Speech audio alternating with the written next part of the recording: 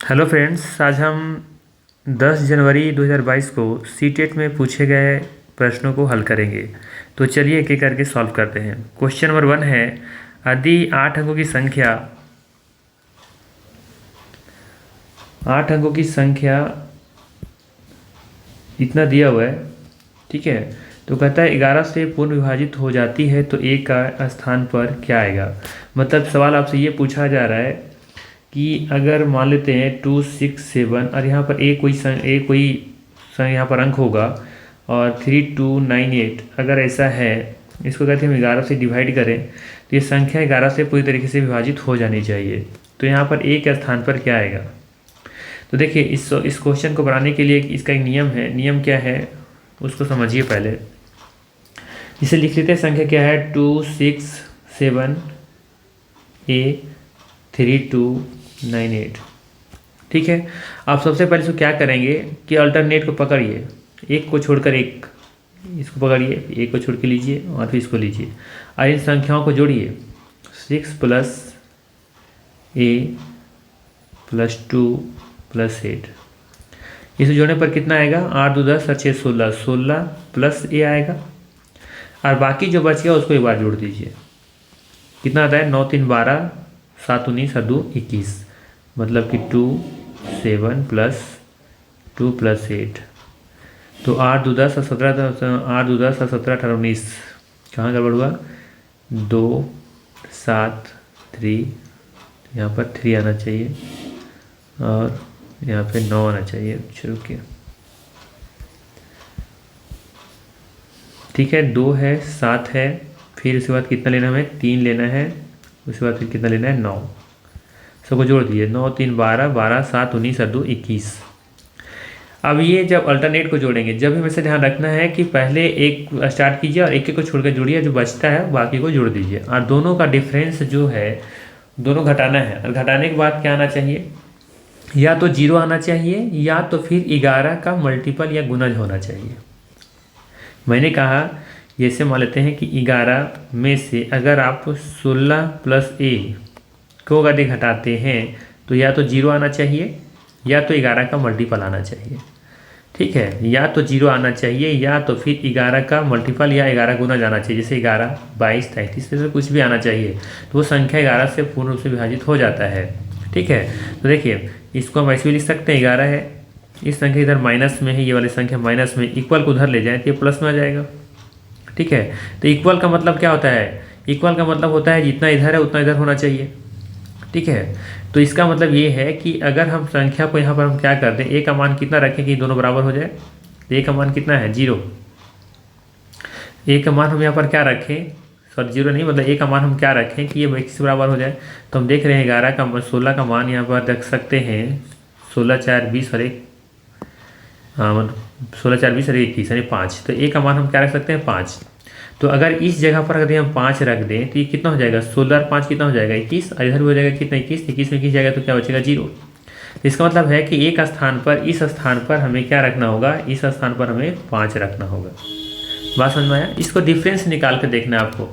यहाँ पर क्या रखा जा सकता है मैक्सिमम, जैसे आप कुछ और भी रख सकते थे, जैसे कि हम मान लेते हैं 9 पर रखते हैं, यहाँ 9 रख के देखते हैं। तो 9 रखते तो 16, 9 कितना होता है 16, 9, 16, 4, 20 और 5, 25, इधर 25 तो नहीं है। बाकी भी ऑप्शन को रख के देखेंगे तो नहीं आएगा। आना जब भी चाहिए, दोनों का डिफरेंस हमेशा क्या आना चाहिए 0 आना चाहिए, तो 11 का मल्टीपल आना चाहिए, ठीक है। चलिए नेक्स्ट क्वेश्चन देखते हैं। कहता है दिए गए पैटर्न को अवलोकन कीजिए और खाली स्थान को भरिए, ठीक है। तो देखिए इसमें क्या दिया हुआ है, सबसे पहले यहाँ 1 लिखा हुआ है, ठीक है। यहाँ 1 है, यहाँ 4 है, यहाँ 2 है, 9 है, तो क्या हो जाएगा ये 1 का स्क्वायर लिख सकते हैं इसको, 1 का स्क्वायर, ये 2 का स्क्वायर, ये 3 का स्क्वायर, तब के बाद कितना का स्क्वायर हो जाएगा 4 का स्क्वायर। तो देखिए 4 का स्क्वायर कहाँ है, इसमें नहीं है तो ये नहीं होगा, ये भी नहीं होगा, ठीक है। फिर यहाँ 5 का स्क्वायर कंटिन्यू चल रहा है। अब आगे देखिए फिर यहाँ पर है जेड वाई, ठीक है। आप इसे ट्राई करने पर यहाँ पर क्या लिखा 1 है, तो 1 का क्या है, ये 1 का ये क्यूब दिख रहा है आपको, ये 2 का क्यूब दिख रहा है, 2 दूनी 4, 4 दूनी 8, और ये 3 का क्यूब दिख रहा है, 3, 3, 9, 29, 27, तब के बाद कितना क्यूब होना चाहिए 4 का। तो 4, 4, 16, 16, 4, 64, तो 64 किसमें नहीं है, किसमें है, इसमें नहीं है, तो इसका मतलब सीधा ऑप्शन डी नंबर, ठीक है। सिर्फ ऑप्शन से भी आप बना सकते थे, ठीक है। बाकी आप इसमें भी चेक कर सकते हो, देखो क्या है यहाँ पर, जैसे यहाँ पर भी है तो यू भी के बाद क्या होता है डब्लू के बाद फिर एक्स, फिर यहाँ पर वाई और फिर जेड, तो यहाँ पर देखिए डब्लू आ गया। चलिए नेक्स्ट क्वेश्चन देखते हैं। क्वेश्चन क्या लिखा हुआ है, क्वेश्चन है कि एक तार को मोड़कर एक आयत बनाया गया। एक तार है, कुछ इस तरीके से तार होगा और इसको मोड़ करके क्या बनाया गया, एक आयत बनाया गया जिसका परिमाप कितना है 40 सेंटीमीटर है। तो देखिए आयत जब बनाया गया होगा, इस रस्सी से क्या बनाया गया है आयत, तो कुछ इस तरह से आयत बनाया गया होगा मोड़ करके, ठीक है। अब कहता है इसका जो परिमाप है वो 40 सेंटीमीटर है। तो देखिए क्या लिख सकते हैं हम, आयत का परिमाप क्या होता है, आयत का परिमाप पता है, आयत का परिमाप होता है 2 इंटू लंबाई प्लस चौड़ाई, ठीक है, लंबाई प्लस चौड़ाई, यानी कि ये वाला लंबाई और ये वाला चौड़ाई कितनी बार, 2 बार, ठीक है। तो इस तरह लिख सकते हैं। तो आयत का परिमाप हमें दे रखा है पहले से ही कि ये 40 होता है, ये कितने के इक्वल है 2 इंटू लंबाई प्लस चौड़ाई, यही ना। तो देखिए 2 इधर भाग में है, इधर आएगा तो गुना, सॉरी इधर भाग में, इधर आएगा तो गुना में आ जाएगा। तो इसको लिख सकते हैं 2 से भाग लगा देंगे कितना आ जाएगा, ये 20 आ जाएगा। तो ये कितना हो जाएगा इधर लंबाई प्लस चौड़ाई, ठीक है। हमें ये पता चल गया कि लंबाई और चौड़ाई दोनों को जोड़ने पर, यानी कि इसकी लेंथ और ये लेंथ, मतलब ये लेंथ और ये लेंथ मिला करके कितना होना चाहिए 20 होना चाहिए। चलिए अब आगे देखते हैं। कहता है उसी तार को फिर से मोड़ कर एक दूसरा आयत बनाया गया है जिसकी लंबाई पहले आयत से 1/3 भाग अधिक है और उसकी चौड़ाई पहले आयत की चौड़ाई की आधी है। दूसरे आयत का क्षेत्रफल क्या होगा। तो इसको मान लेते हैं कि मेरा इक्वेशन ये बना गया है, ठीक है, कि लंबाई प्लस चौड़ाई क्या है 20 आया। अब ऐसा कर लेते हैं कि लंबाई चौड़ाई, यहाँ पर हम लंबाई को मान लेते हैं x है और चौड़ाई को मान लेते हैं y है। मान सकते हैं कि लंबाई x है और चौड़ाई y है, और x प्लस वाई बराबर कितना आ गया मेरे पास 20, जिसका समीकरण हम क्या मान रहे हैं कि 1। तो इसको अब थोड़ा सा जगह नहीं मेरे पास, इसको थोड़ा सा इरेज करते हैं।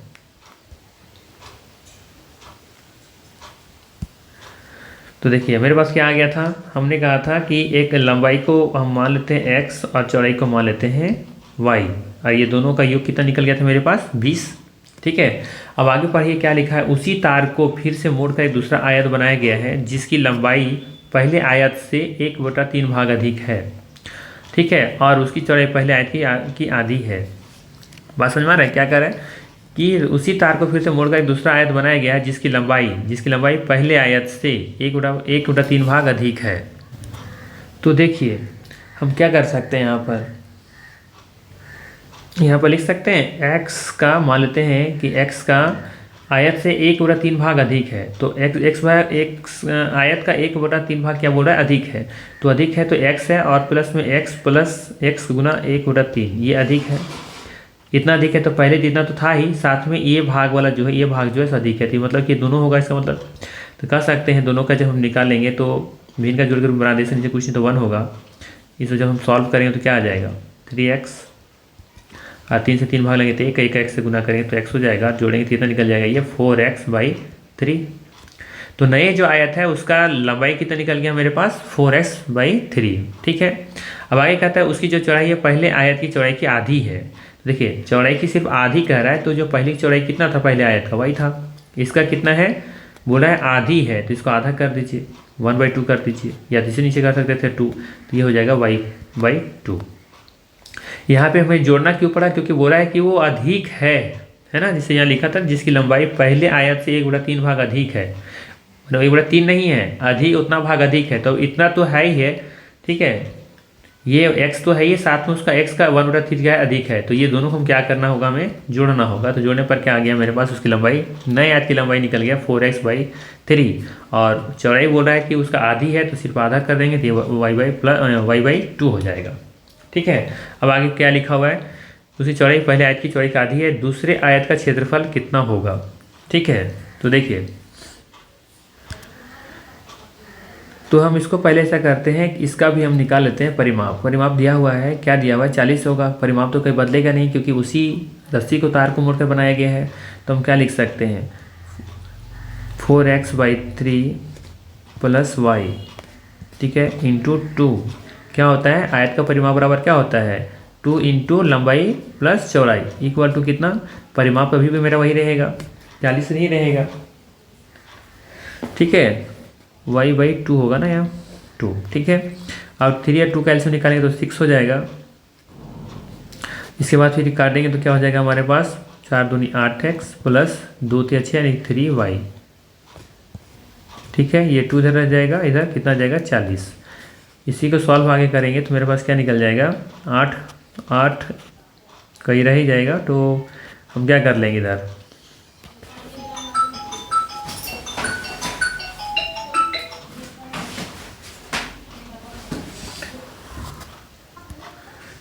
तो इसको काट दीजिए, 2 से कट जाएगा ये 20 बार में, और ये 6 से फिर गुना हो जाएगा तो 20 छके 20 हो जाएगा। यानी कि हम लिख सकते हैं 8x plus 3y equal to कितना, 20 छक्का 20 से 120। बात समझ में आया, ठीक है। ये 3y, तो ये निकल गया मेरे पास 8x plus 3y equal to 120। कैसे, क्रॉस मल्टीपल गुना कर दिए, 6 गुना 20 से किए, तो इक्वेशन नंबर हमारा निकल गया 2। बात समझ में आ गया। और ये मेरा था इक्वेशन नंबर 1। अब इसी से हम लोग क्या करेंगे, इसको सॉल्व करेंगे। तो देखिए थोड़ा सा क्वेश्चन लेनी था, चलिए इसको हम क्या करते हैं, इस इक्वेशन को उठा करके हम यहाँ लेकर के आते हैं, ये वाला।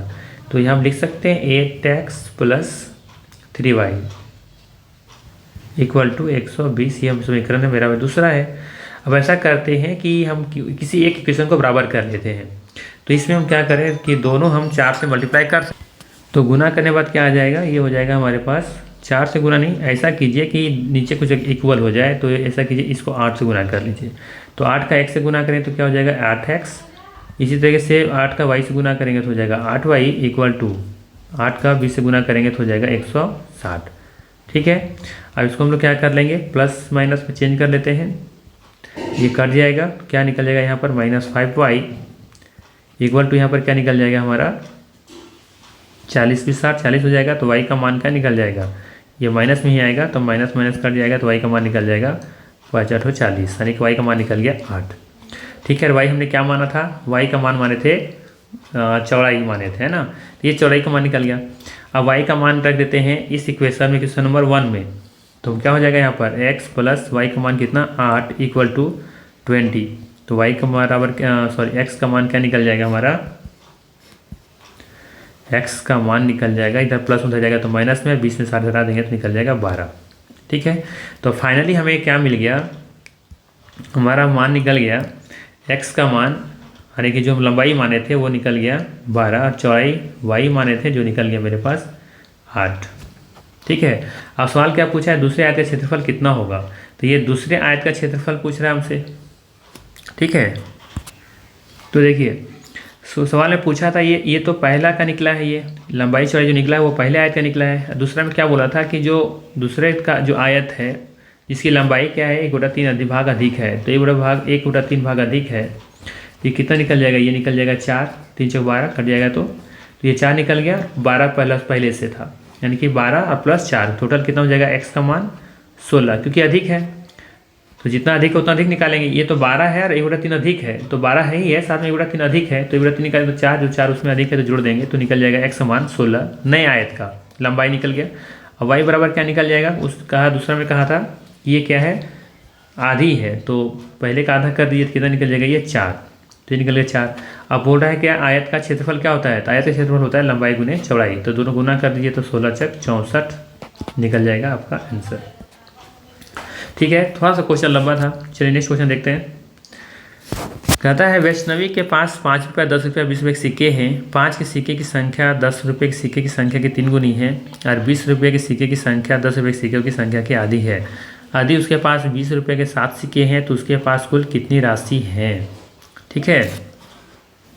तो देखिए पहले हम क्या करते हैं, हम यहाँ पर लिखते हैं, जैसे कि मान लेते हैं ये 5 रुपये का सिक्का है, ये 10 का है और ये 20 का है। अब कह रहा है 5 रुपये की सिक्कों की संख्या 10 रुपये की सिक्कों की संख्या से 3 गुनी है, जबकि 20 रुपये की सिक्कों की संख्या का क्या है, ये 20 रुपये की सिक्कों की संख्या 10 रुपये की सिक्कों की संख्या की आधी है, ठीक है। तो यहाँ से हम लोग पहले क्या करते हैं कि 5 रुपये के सिक्कों की संख्या 10 रुपये की सिक्कों की संख्या की 3 गुनी है। तो 10 रुपये के सिक्कों की संख्या मान लेते हैं यदि x होगा, तो 5 रुपये सिक्कों की संख्या कितनी है, ये 3 गुनी है, तो ये कितना हो जाएगा, ये 3x हो जाएगा, होगा कि नहीं।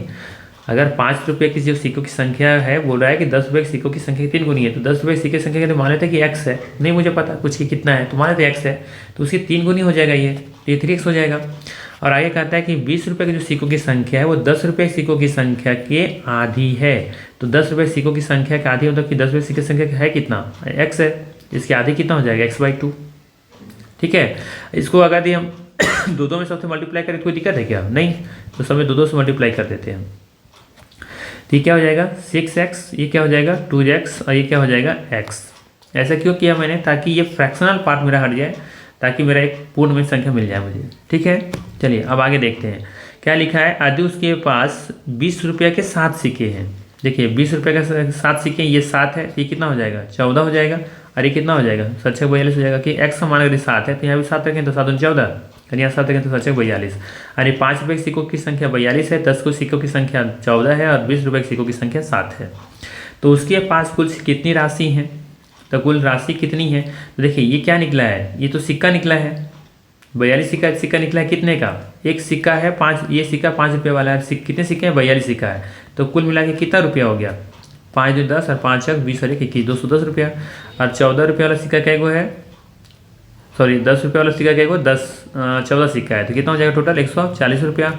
और 20 रुपये वाला सिक्का जो है 20 रुपये, 20 का मतलब कि जो सिक्का है वो कितना है 7 हुआ है, तो गुना करेंगे तो 20 होते 140। आप सबको जोड़ दीजिए कितना होता है, तो 14 दूनी 28 280, यानी कर सकते हैं 0 8 1 9 और 2 दूनी 4 490, यानी कुल मिलाकर पास कितना रुपया है 490 रुपया है। बात समझ आया। चलिए नेक्स्ट क्वेश्चन देखते हैं। घन एक ऐसी त्रिआयामी यानी 3 डायमेंशनल आकृति है जिसकी सभी सतह फलक एक जैसे हैं। निम्नलिखित में से किस आकृति को इस समूह में रखा जा सकता है। घन एक ऐसी त्रिआयामी यानी 3 डायमेंशन आकृति है जिसकी सभी सतह क्या होती है, फलक जो होती हैं एक जैसी होती हैं। तो बताना है कि निम्नलिखित किस आकृति को इस समूह में रखा जा सकता है। तो इसका सही आंसर हो जाएगा आपका घनाभ नहीं होगा, चतुष्फलक हो जाएगा। चतुष्फलक से फलक जिसके होते हैं 4 फलक होते हैं, जो 4 फलक बराबर होते हैं। ठीक है, तो इसका आंसर आपका हो जाएगा सी नंबर। चलिए नेक्स्ट क्वेश्चन है। जब समूह में विद्यार्थियों की लंबाई मापने को कहा गया तो समूह 1 जिसमें 4 विद्यार्थी थे को निम्नलिखित परिणाम प्राप्त हुए। निर्मल दिनेश से 8 सेंटीमीटर लंबी है, सीमा सेल्मा से 4 सेंटीमीटर छोटी है, दिनेश सीमा से 2 सेंटीमीटर लंबा है, आदि सेल्मा 138 सेंटीमीटर लंबी है, तो निर्मल की लंबाई क्या होगी। ठीक है, तो देखिए सबसे पहले देखें सेल्मा के कितना दिया हुआ है हाइट, सेल्मा की हाइट दिया हुआ है 138 सेंटीमीटर। ठीक है, अब यहाँ से देखते हैं सबसे पहले 4 विद्यार्थियों के बारे में बताया गया है और परिणाम प्राप्त है। निर्मल जो है निर्मला दिनेश से कितना है 8 सेंटीमीटर लंबी है। जो निर्मल है दिनेश से, ये जो दिनेश है दिनेश से 8 सेंटीमीटर अधिक है। यदि दिनेश है दिनेश से निर्मल 8 सेंटीमीटर की जो मतलब कि 8 सेंटीमीटर हाइट उसका अधिक है। फिर आगे लिखा हुआ है सीमा सेल्मा से 4 सेंटीमीटर छोटी है। सेल्मा से क्या है 4 सेंटीमीटर छोटी है। तो देखिए यहाँ पर हम लिख सकते हैं सीमा सेल्मा से 4 सेंटीमीटर छोटी है और सेल्मा की उम्र अगर 138 हाइट अगर 138 है तो इसे कितना हो जाएगा 134 हो जाएगा। फिर आगे क्या लिखा है दिनेश सीमा से, दिनेश जो है अब दिनेश लिख लेते हैं यहाँ पर दिनेश के हाइट कितना है 2 सेंटीमीटर छोटा मतलब कि लंबी 2 सेंटीमीटर लंबी है। किससे दिनेश सीमा से 2 सेंटीमीटर लंबी है। तो सीमा का हाइट कितना है 134 और 2 सेंटीमीटर का अधिक है किसका दिनेश का, कितना हो जाएगा 136 हो जाएगा। ठीक है, अब आगे क्या लिखा हुआ है इसका किसी और छूट गया क्या। देखिए निर्मल दिनेश का हो गया, पूछा किसका है निर्मल की लंबाई क्या होगा।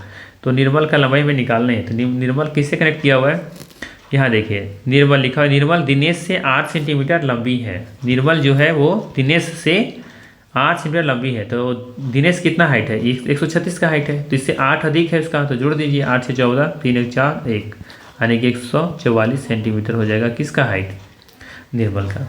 तो 144 का करेक्ट आंसर हो जाएगा बी नंबर। ठीक है, चलिए नेक्स्ट क्वेश्चन देखते हैं। लिखा हुआ है संख्या 9,19,90,000 को अंकों में इस प्रकार लिखा जा सकता है। तो देखिए 9 करोड़, तो पहले 9 करोड़ देखिए कहाँ है, इकाई दहाई सैकड़ा हज़ार 10,000 लाख 10 लाख, ये नहीं होगा। इकाई दहाई सैकड़ा हज़ार 10,000 लाख 10 लाख करोड़ दिख रहा है, 9 करोड़ भी दिख रहा है, 19 लाख भी दिख रहा है, फिर 90,000 भी दिख रहा है, फिर 90,000 को, सिर्फ 90,000 को अंकों में लिखा जा सकता है, तो 90,000 इसमें कुछ है ही नहीं, इसको ऑप्शन ही गलत है, इसमें मिस प्रिंटिंग होगा, क्योंकि 90,000 ही सिर्फ है, तो 90,099 में समय दिख रहा है, तो इसका मतलब कि ऑप्शन कहीं ना कहीं क्या है, मिस प्रिंटिंग है। ठीक है, बट इसको लिखा कैसे जाता, देखिए जब भी इस तरह का लिखा जाए ना, भारतीय सिस्टम में जब लिखा, भारतीय पद्धति में जब लिखने के लिए कहा जाए, तो आप ऐसा लिखिए, पहले 3 अंक लिख लीजिए, ऐसे 3 अंक, फिर 2 अंक, फिर 2 अंक, फिर 2 अंक, ये हमारा हो जाएगा सैकड़ा, ये हज़ार, ये लाख और ये करोड़। ठीक है, ये सैकड़ा हो जाएगा, ये हज़ार हो जाएगा, ये लाख हो जाएगा, ये करोड़ का हो जाएगा। कितना करोड़ है, 9 करोड़ है, तो 9 करोड़ हम कैसे लिख सकते हैं, 0 9, इस तरीके से 2 अंक बना करके 0 9 करोड़। 19 लाख, तो 19 लाख इसके बीच में हो जाएगा 19 लाख। 90,000, तो 90,000 यहाँ लिख सकते हैं, बाकी इधर कुछ नहीं है तो 3 0 बढ़ जाएगा। तो देखिए इकाई, दाएँ, सैकड़ा, हज़ार, 10,000, लाख, 10 लाख, करोड़, 9 करोड़, 19 लाख, 90,000। तो इस तरीके से जो लिखा होता है वो हमारा आंसर होता है, बट यहाँ पर कोई ऑप्शन नहीं है। ठीक है, बट ये करेक्ट आंसर ये वाला होगा। चलिए नेक्स्ट क्वेश्चन देखते हैं। लिखा है निम्नलिखित में से त्रिभुज के कोनों के बारे में कौन सा कथन सही है। तो त्रिभुज के सभी कोनों का योग 360 होता है, नहीं, कितना होता है, त्रिभुज के तीनों कोनों का योग, कोई भी त्रिभुज हो, त्रिभुज जनरली 3 पर 3 और 3 6 प्रकार के होते हैं, तो त्रिभुज चाहे किसी प्रकार का हो, सभी त्रिभुज में कोनों का जो योग होता है वो 360 ना होकर के कितना होता है, 180 डिग्री होता है, तो ये गलत हो गया। कहता है एक विषम बाहु त्रिभुज के सभी कोनों का योग समबाहु त्रिभुज के सभी कोनों के योग से कम होता है, नहीं, मैंने कहा कि कोई भी त्रिभुज हो, सभी त्रिभुज में कोण, आंतरिक कोनों का योग जो होता है वो 180 होता है। एक विषम बाहु त्रिभुज के सभी कोनों का योग समबाहु त्रिभुज के सभी कोनों के योग से अधिक होता है, नहीं, अधिक भी नहीं होता। त्रिभुज के सभी कोनों का योग 180 होता है, बिल्कुल सही है। चलिए नेक्स्ट क्वेश्चन देखते हैं। एक दुकानदार ने 11 लीटर 370 मिलीलीटर सेब का जूस, 8 लीटर 490 मिलीलीटर संतरे का जूस, 3 लीटर और 150 मिलीलीटर अन्य जूस को मिलाया, ऐसा होगा, जूस को मिलाया। तैयार मिश्रण को 950 मिलीलीटर क्षमता की छोटी बोतलों में भरा गया है। मतलब कि इतना का सेब का जूस लिया गया है, इतना संतरे का जूस लिया गया है और इतना अन्य जूस लिया गया है, तीनों को क्या किया है, मिलाया गया है और उसको अलग अलग बोतलों में 950 मिलीलीटर कैपेसिटी वाले में भरा गया है। तो इस मिश्रण को कितनी छोटी छोटी बोतलों में भरा जा सकता है और शेष मिश्रण की मात्रा कितनी होगी। ठीक है, इसको पहले क्या करेंगे, हम जोड़ लेते हैं। तो 11 लीटर और 370 मिलीलीटर, ठीक है, उसी तरीके से 8 लीटर और 490 मिलीलीटर और 3 लीटर और 150 मिलीलीटर, तो को जोड़ दीजिए, कितना होता है ये, 916 4 20 21 के 1, 916 9 5 14 26, 916 4 20 21 के 1, हाथ में 2 3 2 5 4 9 1 10 के 0 हाथ में 2, ठीक है, और 8 9 3 12 1 13 के 3 और 1 2, ठीक है, 4 3 7 8 9 7 16 जो ऐसे हो जाएगा यहाँ पर, 4 3 9 10 1 11 हो जाएगा। कितना हो जाएगा इधर, 11 हो जाएगा। देखिए 9 7 16 4 20 21 1 1 हाथ में 2 2 3 2 5 4 9 और 1 10, कितना हो जाएगा, 10 हो जाएगा। ठीक है, ये 10 हो जाएगा यहाँ पर, तो फिर से देते हैं साफ साफ करके, 10 हो जाएगा यहाँ पर। यानी इतना मिलीलीटर है आपके पास और इतना लीटर है। तो देखिए 1 लीटर में कितना होता है, 1000, 1 लीटर में कितना होता है, 1000 मिलीलीटर होता है।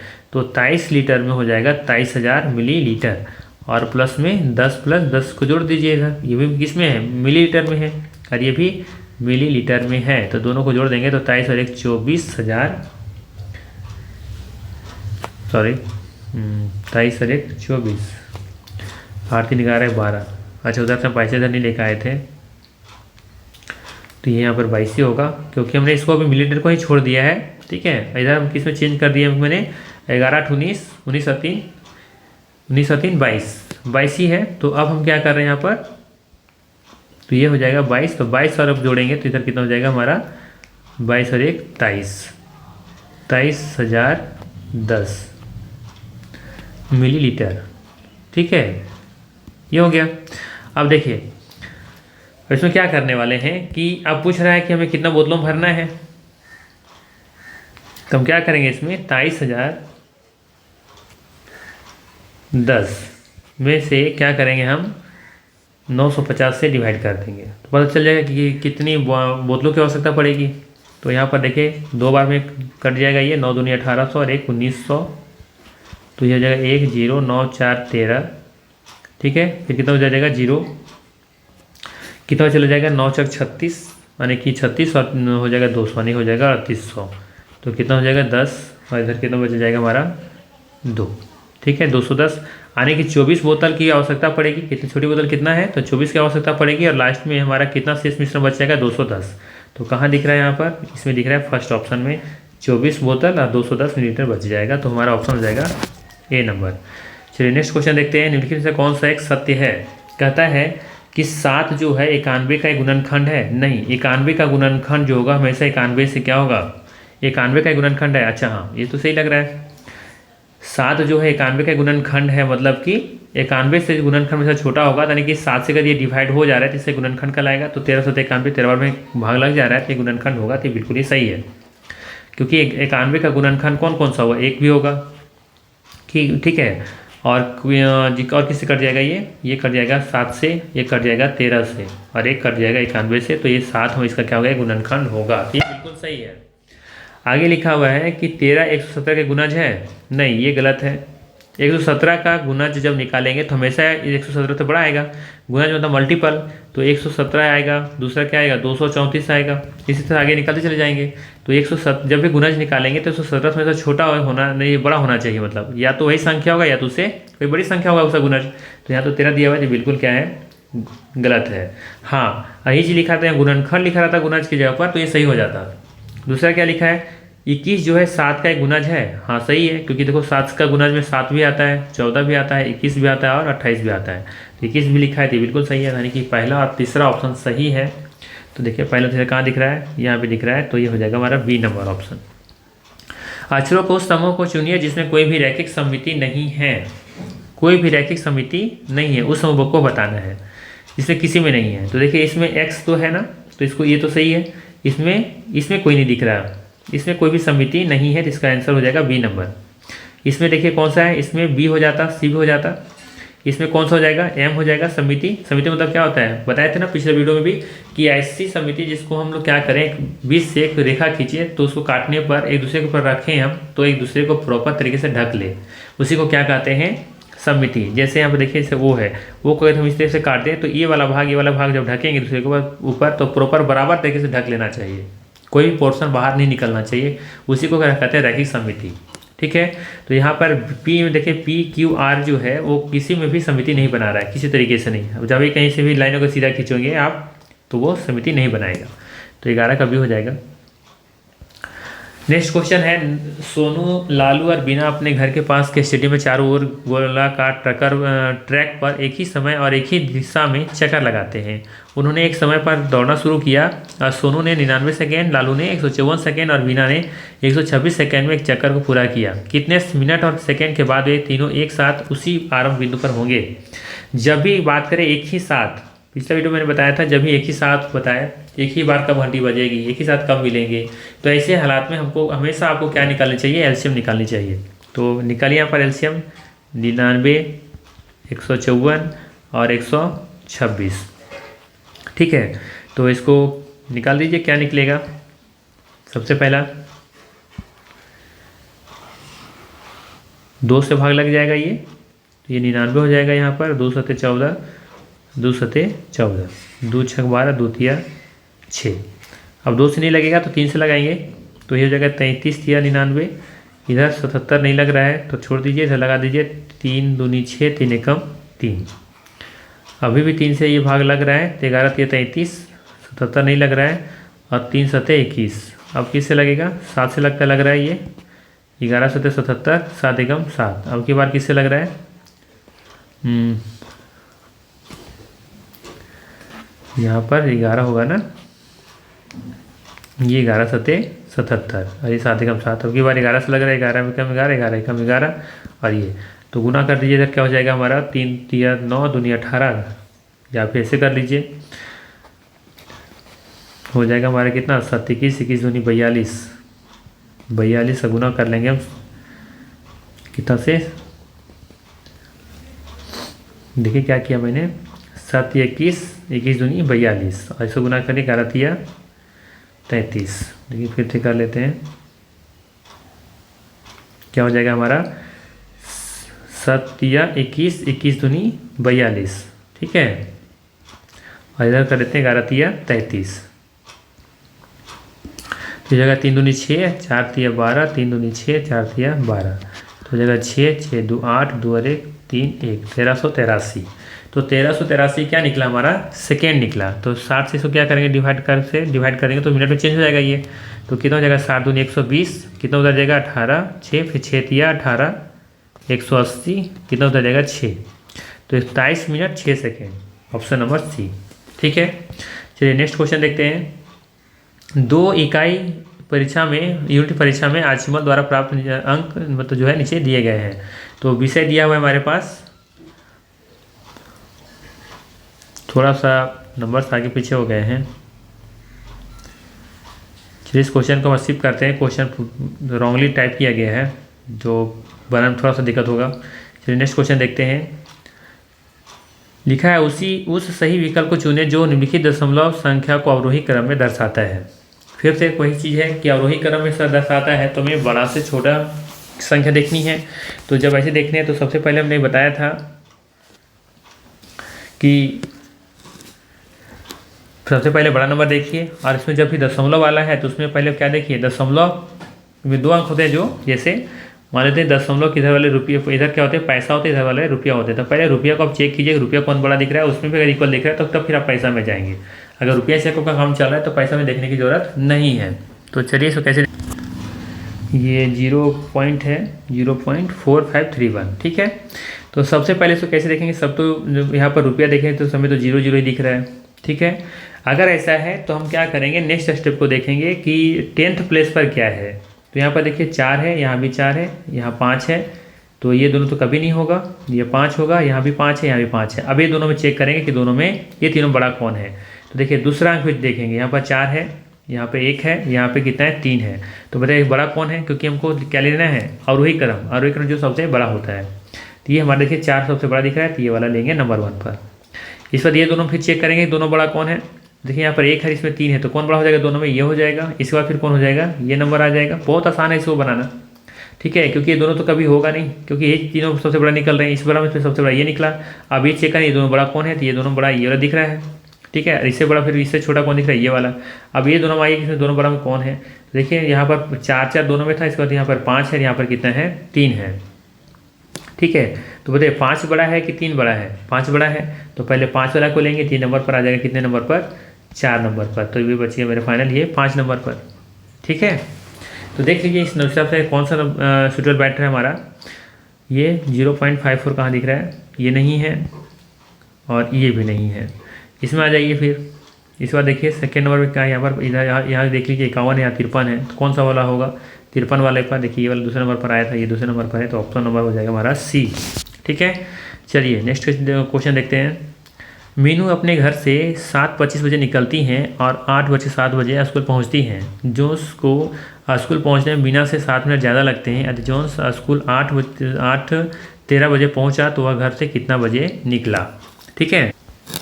तो देखिए सबसे पहले देखते हैं कि मीनू का समय कितना लग रहा है जाने में, स्कूल जाने में। तो देखिए 7:25 में अगर स्टार्ट मीनू कर रही हैं तो वो स्कूल पहुंचे 8:07 पर, तो कह सकते हैं कि उसको जाने में समय कितना लगा होगा। इसके बीच का डिफरेंस कितना है, 7:25 से 8:07 का डिफरेंस कितना है, तो इधर हो जाएगा हमारा 35 मिनट, इधर 7 मिनट, 35 5 40 और 2 42 मिनट, ठीक है। और 42 मिनट से 7 मिनट ज़्यादा लग रहा है किसको, मीना को, सॉरी जोन्स को। तो कितना हो जाएगा ये 7 से 42 7 से 49 मिनट, ठीक है। किसको लग रहा है इतना समय, जोन्स को लग रहा होगा। अब देखिए आगे क्या लिखा हुआ है, मीना से 7 मिनट ज़्यादा समय लगते हैं यदि जोन्स स्कूल 8:13 पर निकल रहे हैं। वो 8:00 अच्छा निकल नहीं रहे, 8:13 पर वो पहुंच रहे हैं कहाँ स्कूल। तो 49 मिनट क्या है, वो पहले ही निकले होंगे इसका मतलब, ठीक है। 8:13 पहुंच रहे हैं तो वो स्कूल से घर से निकले कब होंगे, तो 49 मिनट के ठीक पर इतना से 49 मिनट पहले निकले होंगे। तो 49 में से ऐसा करते हैं कि 13 घटा देते हैं, तो कितना बचेगा इधर 6 इधर 3 9 36 मिनट बच रहा हो, तो 8 बजे से 36 मिनट और क्या कीजिए, घटा दीजिए। तो कितना बच जाएगा, 7 बज करके इधर 60 में 36 घटा दिए, कितना बच जाएगा इधर 36 4 40 यानी कि 24 कर देंगे तो हो जाएगा ना ये 60, तो हो जाएगा 7:24 पर ये घर से निकले थे। ठीक है, 7:24 में यही, अगर इसमें से 49 मिनट आप जुड़ देंगे तो फिर वापस आपको मिल जाएगा 8:13। ठीक है, थैंक्स फॉर वॉचिंग। मिलते हैं इसी तरह के न्यू वीडियो में, इसी तरह का प्यार देते रहिए। Thank you.